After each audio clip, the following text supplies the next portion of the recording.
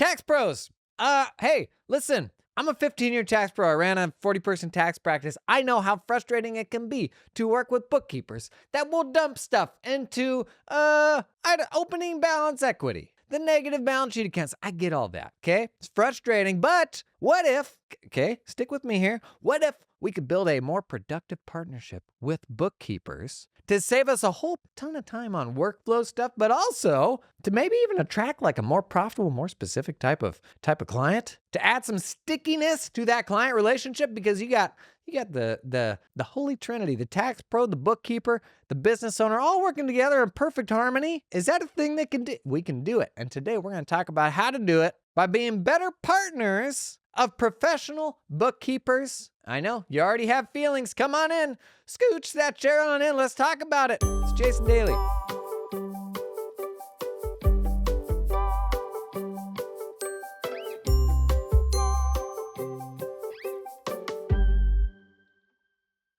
Okay, welcome to part 2 of a 2-part series. Yesterday, we talked about things bookkeepers ought to know about working with tax pros. Today, we're talking about tax pros and things we need to be thinking about when we work with bookkeepers. If you're new here, welcome. We talk shop about running tax, accounting, and bookkeeping firms every single day, which is a lot. I know. You don't need to tell me. Okay, just a level set here like we did yesterday. Everything we talk about here today is generalizations. There will be bookkeepers and tax pros that fall outside of these generalizations for sure.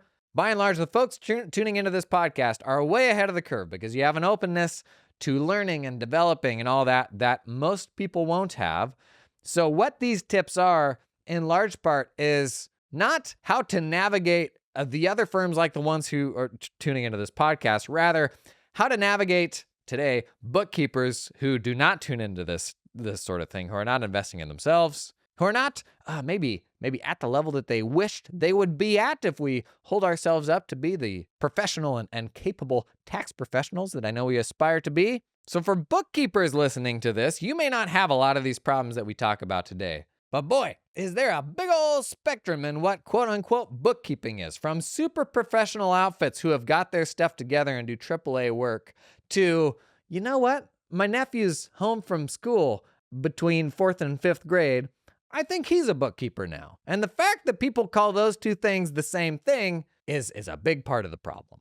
And unfortunately, because sort of the lowest common denominator is oftentimes what we associate with, quote, bookkeepers, and the same thing that happens on the tax pro side, like the very worst of tax pros, the folks who are complete hermits and will not even have a conversation with you or respond to an email because you couldn't possibly understand how busy they are right now. Just the most annoyingly entitled and overwhelmed tax pros that can't seem to run their own business.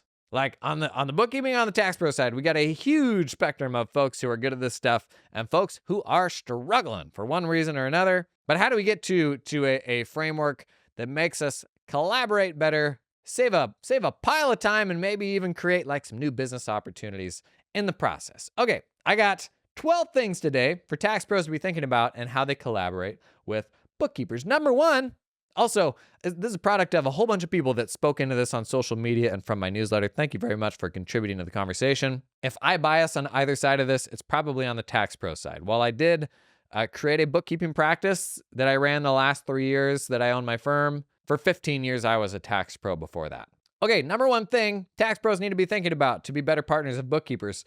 Number 1, stop breaking stuff. Okay, you are like a bull in the freaking china shop. I don't care how busy you are ruining my nicely put together file by just wham bam, like plugging anything and everything you can just to make the answer be what it needs to be for the tax return. Okay, meanwhile, I've got a job to do. This is actually my house that I'm responsible for keeping up. Please take your shoes off at the door and be a little more mindful of the space that I've created. There's like a time of the year when a lot of tax pros are just seeing red and they've got tunnel vision and they're like, buddy, I don't care how I get there, whatever's going to get me to the end of this project soonest, because little Timmy's got a violin recital at 7 tonight and I missed the last 4 of them. So whatever's going to get me there quickest, like that's what I'm going to do. But boy, do we make bookkeepers' jobs hard by doing that.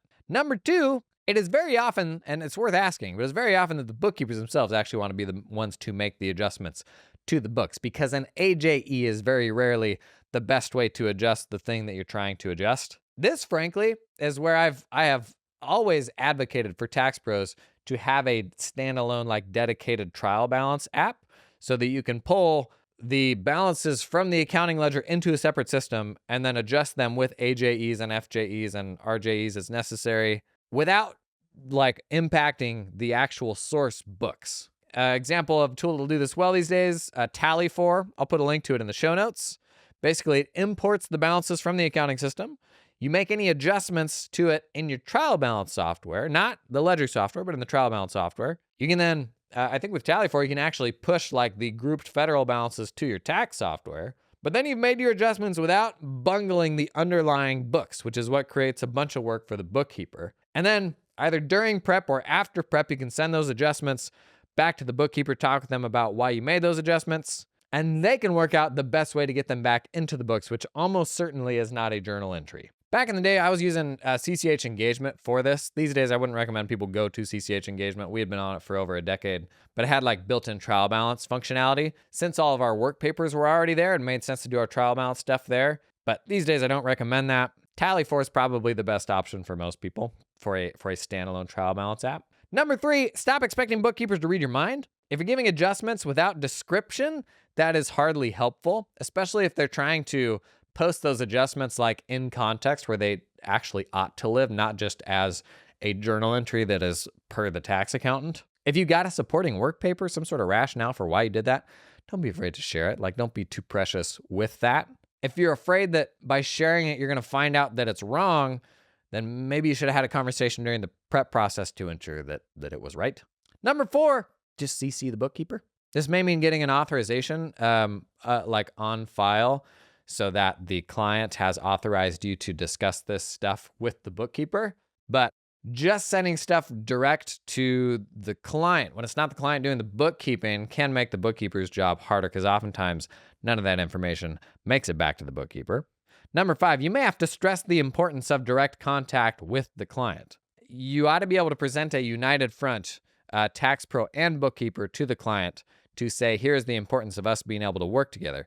We'll for sure keep the business owner in the loop, but the risk of the business owner running telephone all this stuff is they miss important details or don't even communicate things to the bookkeeper. A bunch of the people speaking in on social media were like, yeah, the tax pro will give all the adjustments to the client with, like, the tax return deliverable, but the client doesn't give me the tax return deliverable oftentimes. Like, I don't get a copy of the tax return, so the bookkeeper never even sees what those adjustments are. And then the next year comes around, the tax pro's annoyed that the adjustments haven't been added to the book, and then they run the bookkeeper through the mud saying, wow, they're not doing their job, when it was actually the client that never passed that information along to the bookkeeper. We eliminate a lot of these issues just by being able to have open communication between the tax pro and the bookkeeper.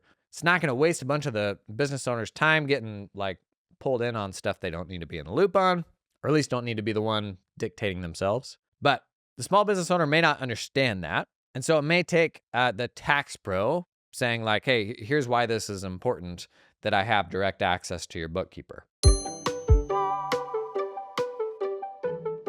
Hey, this episode is sponsored in part by LiveFlow, and do I have big news for you, buddy? LiveFlow now supports Xero, Xero, Accounting Ledger Xero, for the first time. It's big news. I ran a primarily Xero practice, and I can tell you what a headache it was to have, like, some tools that worked with my QuickBooks clients, some tools that worked with my Xero clients. Drove me nuts. LiveFlow, let's just zoom out and recap everything that LiveFlow is doing for you, because it's bringing everything together.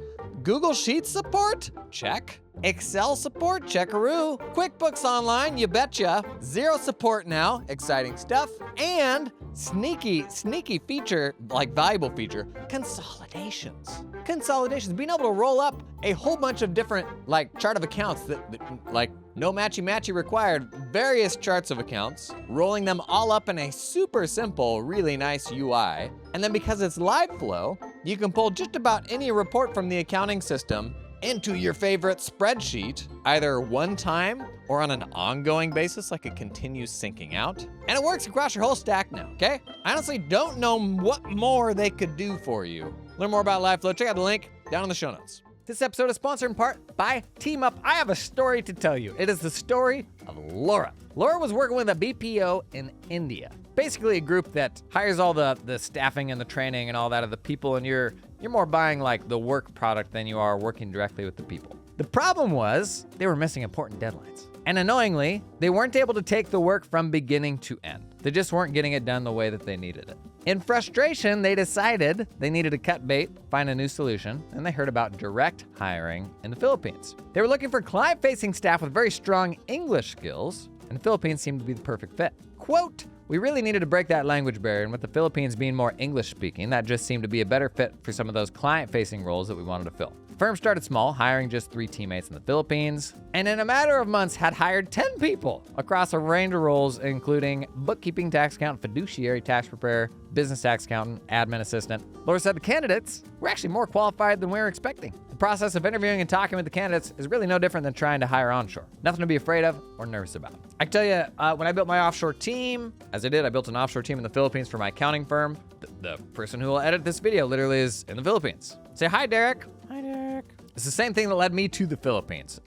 Really good English-speaking culture, but I too prefer direct hiring because I want to be in charge of the development, of the feedback. I want them to be just like everybody else on my team. If I'm hiring like a service to do month-end closes or something, I don't have that same level of control. What Laura did here, actually the same thing I did. If you're interested in exploring that, well, Team Up can find you some super talented peeps in the Philippines. To learn more, check out the link in the show notes. Number 6, plugging everything on 12/31 makes a total mess of the monthly books. Caleb Jenkins actually called this out on social media.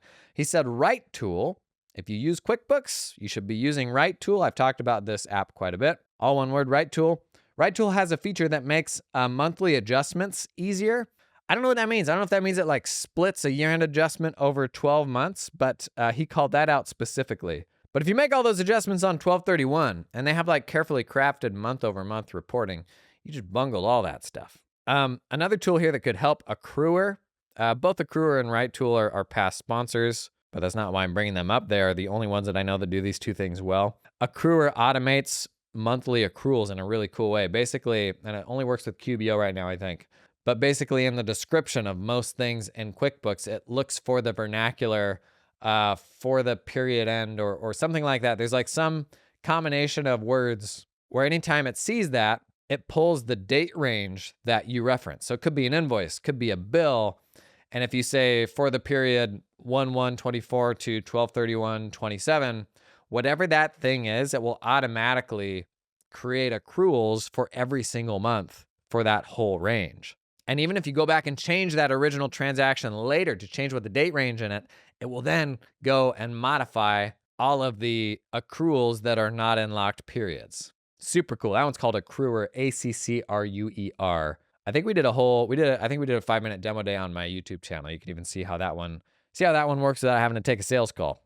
But number 6 is recognize if you're dropping a whole bunch of stuff in there on 12/31, it is making a mess of the monthly reporting.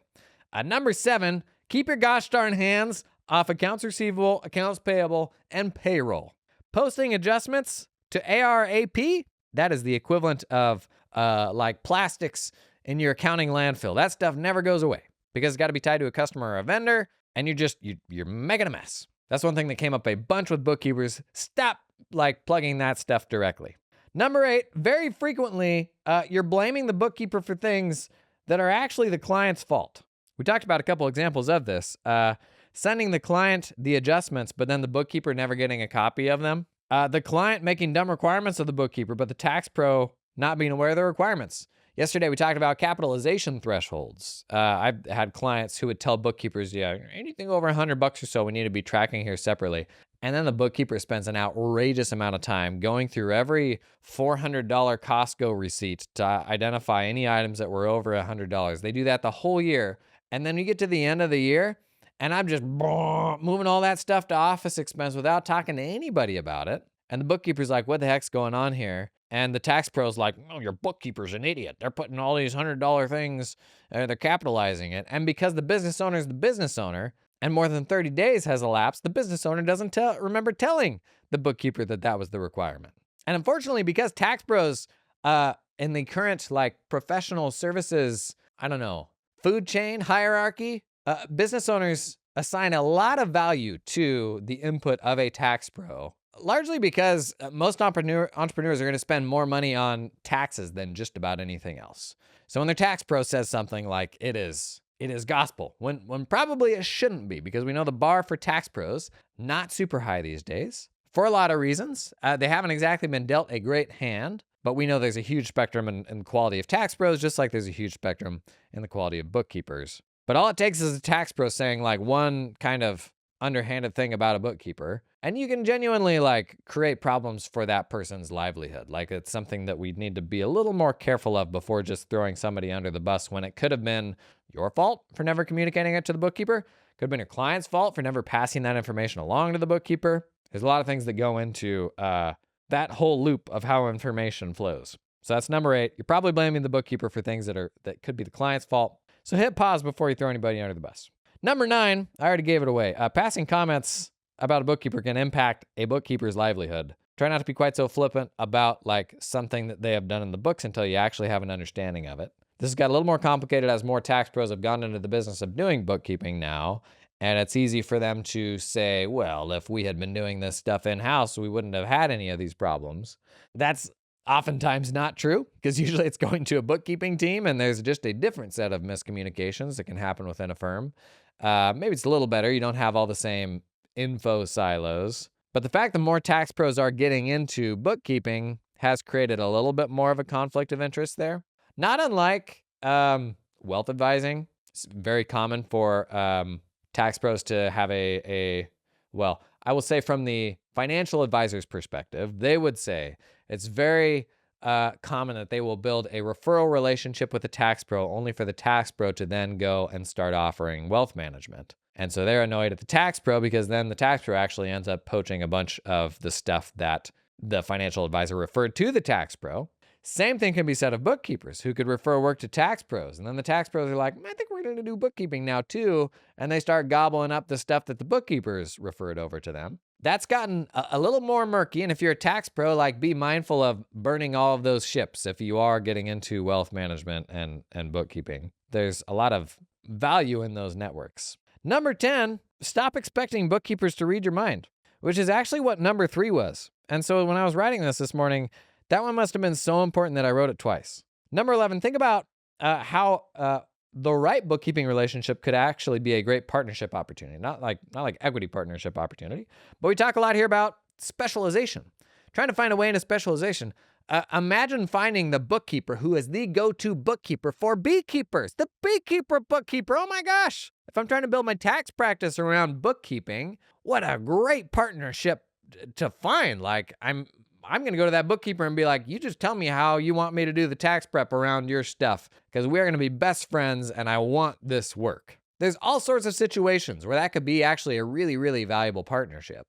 But because oftentimes we like devalue it because the perception can be just so low for what bookkeeping is, because so many people will say like, because you're my wife, you're qualified to do bookkeeping for my business. Just like all the crap you see like that unfortunately like devalues really good bookkeeping and how valuable a professional bookkeeping outfit is. That because we then don't assign a bunch of value to that relationship, aren't thinking about just how great the right partnership there could be. We did a whole podcast episode about partnering with consultants in a space. If you're trying to get more into that space, you want to talk about low-hanging fruit, how about partnering with bookkeepers in that space? Or on the flip side, if you're a bookkeeper, partnering with tax pros in that space, partnering with wealth management folks in that space. You get that right. That can be a great way to get into more of the work that you want to get into in an intentional way, not just inheriting whatever the universe sends your way,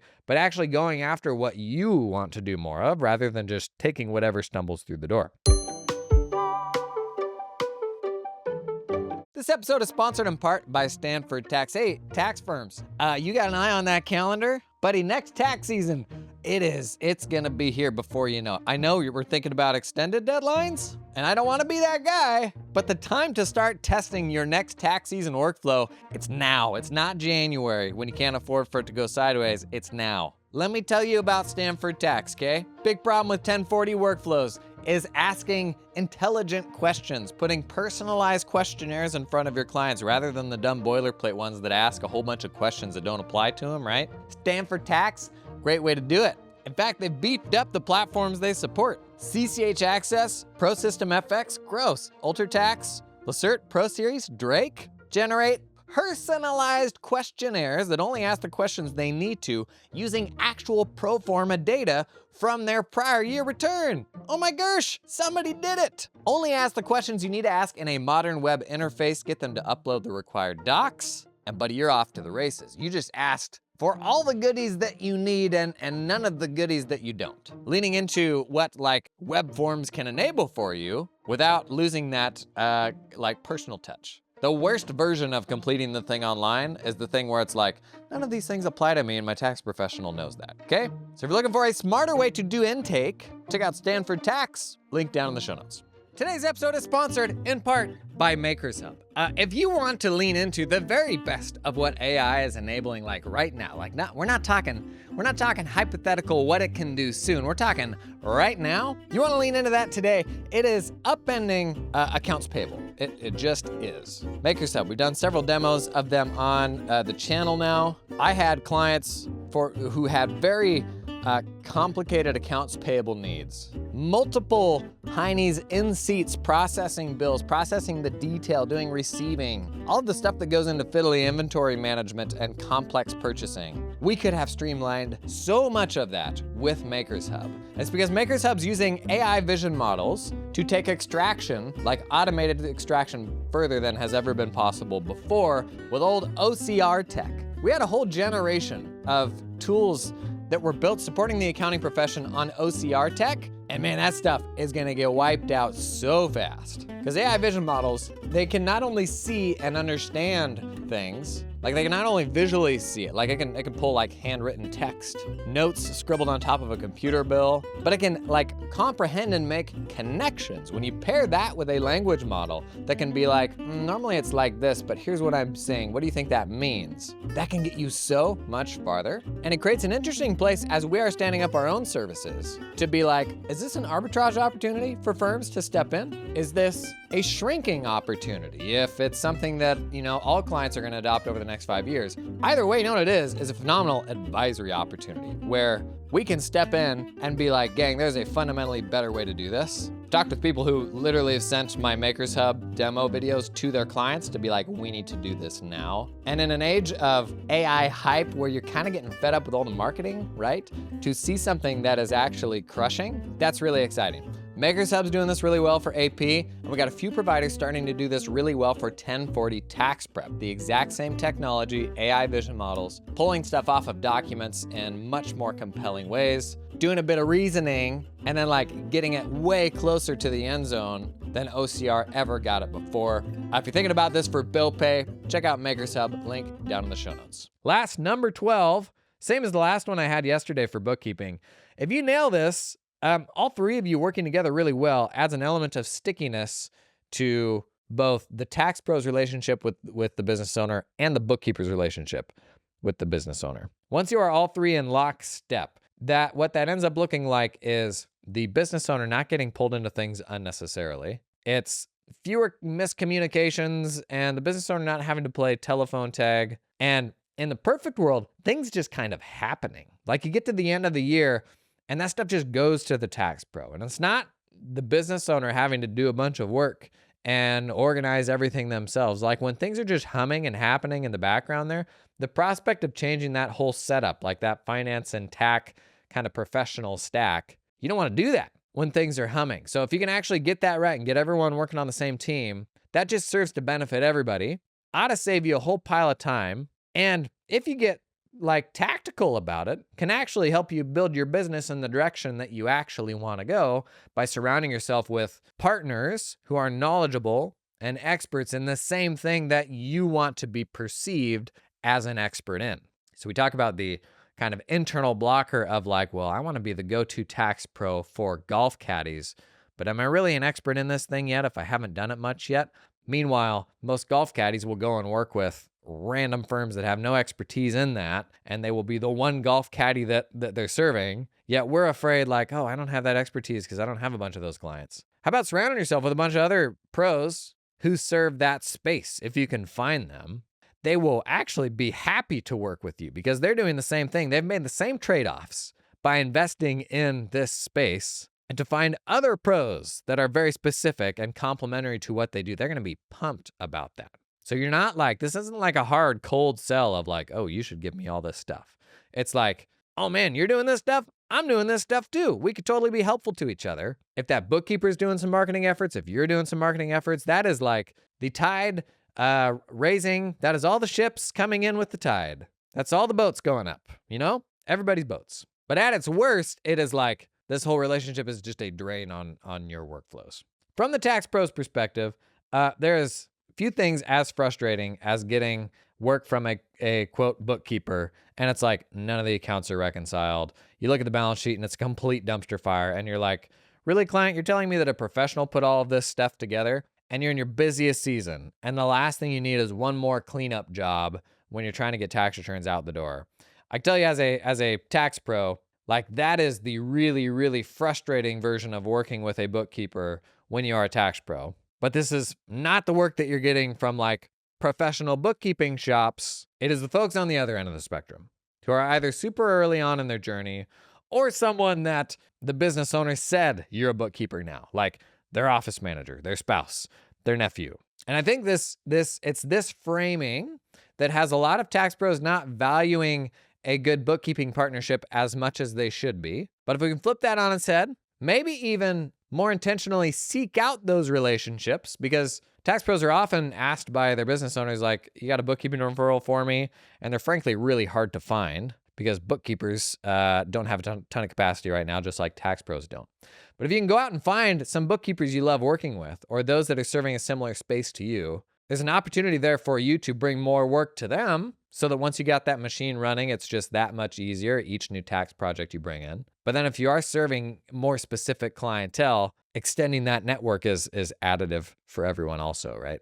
I think the big enemy here is like that tunnel vision of just becoming total a-holes when we are super busy and we never make time to get back on top of those problems, get back on top of that 7-year rolling plug that goes into the company's books every single year. Like at a certain point, we have to dig ourselves out of that and involve the bookkeepers in the process. I'm sure you've got thoughts, and I'd love to see them down in the comments. The worst version of this for tax pros is feeling like you're having to train a junior bookkeeper on a bunch of stuff when they're just not up to snuff. And I can for sure relate to that. Like that is not a job that you want to take on. The problem is professional bookkeepers, they're like, stop projecting that on me, because that's not me. Like, we're capable of working with you, so let's be collaborative. And it's I don't know. That's like, I guess, the hard thing to navigate here. Because if we want to be lazy, we can just be like, nope, not my job, right? Not my job to bring everybody along and teach you how to do this or that, because some of the bookkeepers you work with may just not know how to do that stuff. But I think if we totally close ourselves off to that, we miss out on the upside of working with professional bookkeepers who can be additive to our firms. Let me know your thoughts in the comments. I think I called this out yesterday. Nancy McClelland, listener of the podcast, she runs a community that is kind of built around this, like helping bookkeepers collaborate better with tax pros. I'll put a link to that down in the show notes. This was a super fun conversation on social media. Got a little testy, as you might expect. I feel like whenever we wade into the testy stuff on this pod, though, we do a pretty good job in the comments, and everybody's kind of coming at it with a pretty reasonable perspective. But anything we missed here, any biases that I've got, I am more tax pro leaning than bookkeeping, because I did that for 15 years compared to like 3 years. But feel free to call that stuff out. Thanks for coming and hanging today. I'll see you in the next one.